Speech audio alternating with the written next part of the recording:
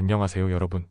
오늘의 흥미로운 영상 내용은 일론 머스크의 연방준비제도 비판과 그 배경, 그리고 학자금 대출 탕감의 난항과 그 영향에 관한 것입니다. 우선 좋아요 버튼을 누르고 채널 구독 및 알림 설정도 잊지 마세요. 여러분의 관심과 지지가 저희에게 큰 힘이 됩니다. 첫 영상은 월스트리트 저널 기사를 바탕으로 일론 머스크가 왜 연방준비제도를 터무니없이 인력이 과잉이라고 비판했는지, 그리고 이 발언이 어떤 배경에서 나왔는지 알아보겠습니다. 머스크의 발언은 단순한 비판이 아니라 연방정부의 효율성과 재정 운용에 대한 논쟁으로 이어지고 있습니다.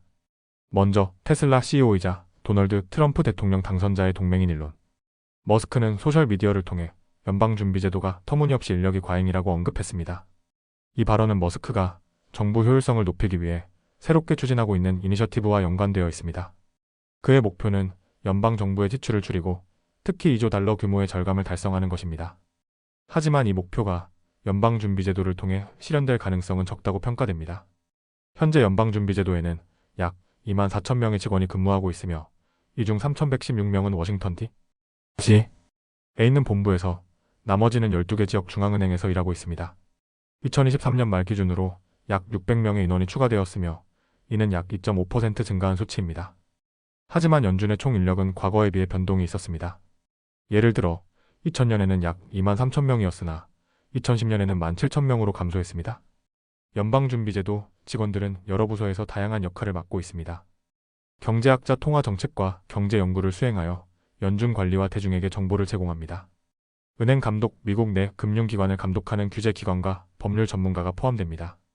기술 및 행정지원 인사, 공공업무, 기술 지원을 담당합니다. 머스크의 주장과 달리 연방준비제도의 운영 비용은 미국인이 낸 세금에서 나오지 않습니다. 연준은 자체 수익을 창출하며 여기에는 국채와 기타 증권 포트폴리오, 은행 대출 서비스 등이 포함됩니다.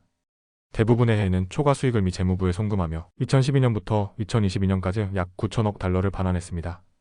그러나 최근 몇 년 동안 연준은 금리 인상으로 인해 순손실을 기록하고 있습니다. 2023년에는 약 1,140억 달러의 순손실을 기록했습니다. 연방준비제도는 100년 넘게 운영되어 온 기관으로 효율성을 더 높일 여지가 분명히 존재합니다. 하지만 연준의 지출은 연방 총 예산의 0.1%에 불과하며 이는 국립과학재단 등 일부 연방기관보다도 적습니다. 머스크가 주장하는 대규모 절감 목표와 비교했을 때 연준의 지출은 상대적으로 작은 비중을 차지합니다. 머스크의 비판은 단순히 연준의 인력 구조를 지적하는 데 그치지 않습니다. 이는 정부가 어떻게 더 효율적으로 운영될 수 있는지에 대한 더 큰 질문을 던집니다. 그는 정부의 비효율성을 강조하며 더 큰 개혁이 필요하다는 메시지를 전달하려 했습니다. 하지만 연준의 순손실 문제는 통화 정책 결정에 따른 결과로 머스크의 비판이 얼마나 현실적인지에 대해서는 논쟁의 여지가 있습니다. 일론 머스크의 발언은 연방정부와 중앙은행의 역할, 그리고 재정 효율성에 대한 논의로 이어졌습니다. 여러분은 연방준비제도의 운영 방식과 머스크의 비판에 대해 어떻게 생각하시나요? 다음 영상은 월스트리트 저널 기사를 바탕으로 미국의 학자금 대출 탕감 문제가 어떻게 난항에 빠졌는지, 그리고 도널드 트럼프 대통령 당선인의 정책이 이를 어떻게 변화시킬지 알아보겠습니다. 특히 공공서비스 근로자들에게 미치는 영향을 중심으로 이야기해보겠습니다. 그럼 바로 시작해볼까요? 바이든 행정부는 학자금 대출 부담을 덜어주기 위해 SAV 프로그램을 도입했습니다. 이 프로그램은 대출 상환금의 일부를 면제하거나 월 상환금을 낮추는 것을 목표로 했습니다. 하지만 올해 7월 연방항소법원이 SAV 프로그램을 중단시키면서 약 800만 명의 대출자들이 어려움에 처하게 되었습니다. 도널드 트럼프 대통령 당선인은 SAV를 옹호하지 않을 가능성이 높으며 이로 인해 프로그램의 미래가 불투명해졌습니다. SAV는 다음과 같은 점에서 많은 대출자들에게 희망을 주었습니다. 공공서비스 근로자 지원 120개월 동안 자격을 갖춘 고용 상태를 유지하면 자녀 대출을 면제받을 수 있었습니다. 소득 기반 상환 대출자의 소득에 따라 월 상환금을 낮추어 경제적 부담을 줄였습니다.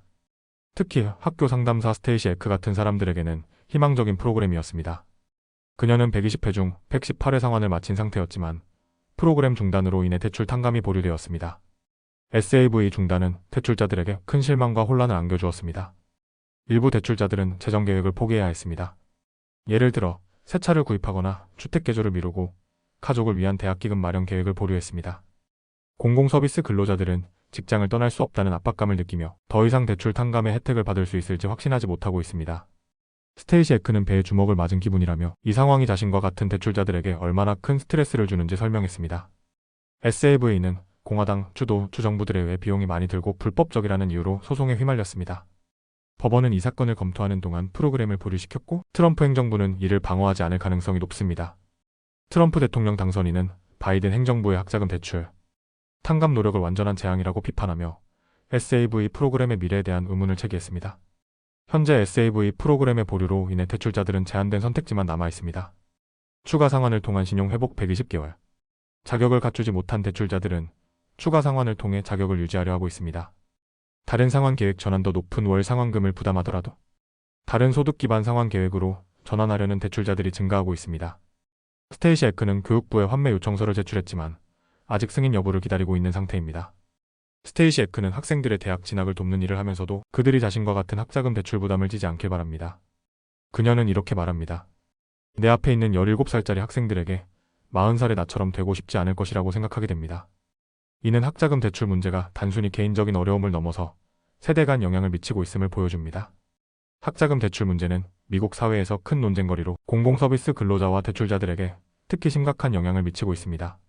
여러분은 이 상황에 대해 어떻게 생각하시나요? 학자금 대출 문제를 해결할 가장 좋은 방법은 무엇일까요? 오늘은 여기까지입니다. 다음 영상에서 더 유익하고 흥미로운 내용으로 찾아뵙겠습니다. 이 영상은 투자 의견이 아닙니다. 매우 감사합니다.